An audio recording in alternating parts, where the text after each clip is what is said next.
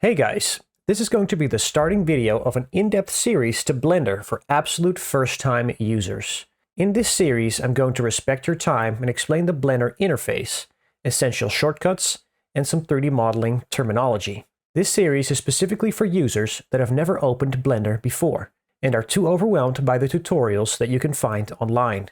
Once you've watched this series, you should be able to get started with more in-depth guides. What we have in front of us right now is the first screen that you will see when you open Blender. You can either click on the General button or click outside of it to begin. In this video, I first want us to get familiar with the Blender interface.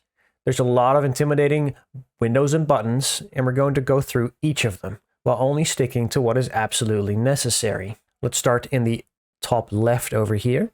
This is our Blender menu. Here we can start new files, open previous files. We can also save our files. It's also where we can import STLs, objects, and all other sorts of 3D models. We can export our models right here. And if we want to go back to factory settings, we can select load factory settings under the defaults option. We've also got our undo and redos here. We've got our render tab, which we won't be getting into just yet. We've got the window. You can start new windows from here. And then if you want to read through the Blender manual, you can find that under the Help button.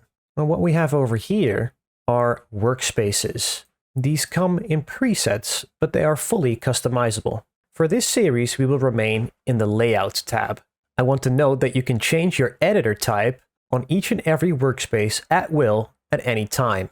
So right now in this window, by default, on the Layout section, on the Layout workspace, the 3D viewport is selected by default. Similarly, here in the Outliner, the editor type is by default selected to the Outliner, just as well in the Properties tab. Let's explain the Outliner in the top right.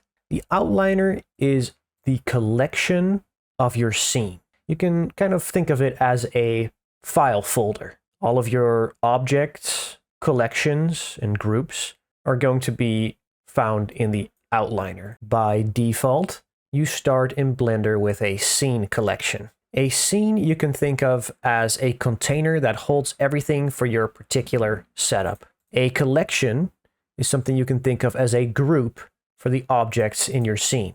You can make new collections and add items to them as your file grows.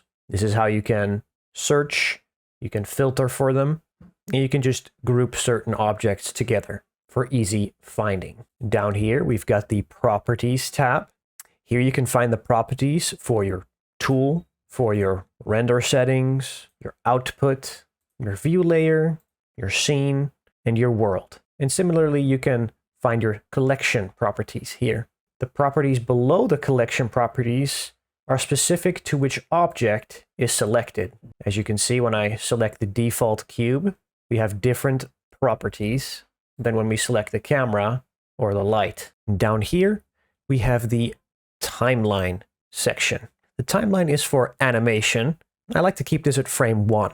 It's not going to be important in this series, just yet anyway. Right below the timeline, we have the status bar. Here you can find the shortcuts available to you during the current actions that you are taking. Now let's go over to the main screen. This entire section in the middle is called the 3D viewport. This is where you can view objects in your scene, and it's going to be the main workspace in which we will be working. Now inside of the T panel, we have a couple of tools here in the top left. This is called the tool shelf or the T panel. This is where, as the name suggests, you will find the tools available to you in your current interaction mode. Over on the other side, we have the N panel, also named as the Sidebar.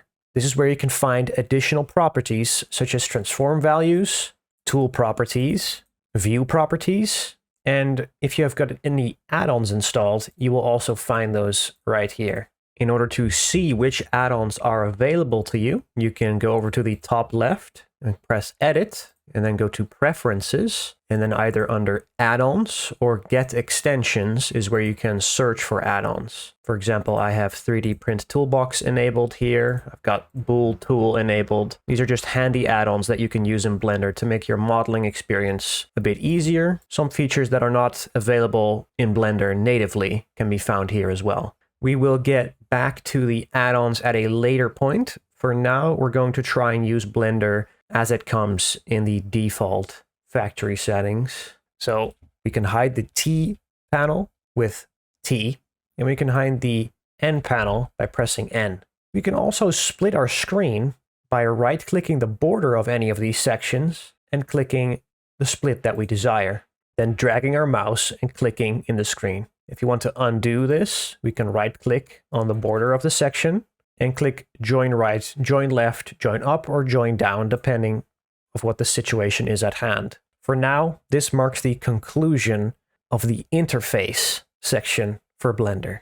In the next video, we're going to explore the 3D viewport controls.